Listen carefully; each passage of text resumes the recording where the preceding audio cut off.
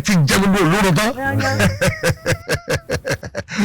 tani jọ máa pè níwájú máa pààyàn ẹni bàtà tí wàá ṣe báwọn àwa ìtòkùn ní ìsinmi pé káwa bá ṣe dáko àwọn tẹ́ fi túlẹ̀ oko torí àti máa jẹun kébí ó máa bà pa wá.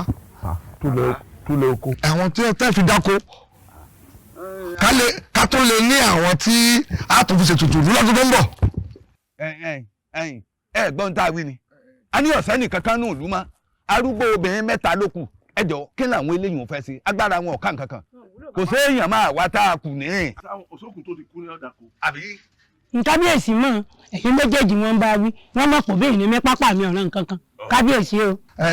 bẹ́ẹ̀ bá ní ọ̀sẹ́ nìkan kan arúgbó 3 ẹ̀yin 3 ẹ jẹ́ 6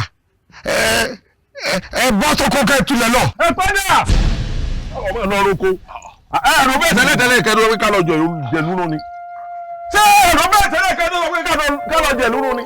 ọ̀tún lẹ́wọ̀ ẹ̀fún bẹ́ẹ̀dì gbogbo ẹ̀ níwájú tájà kíta ní. kẹ́ni ewo ni. pálapàla ni.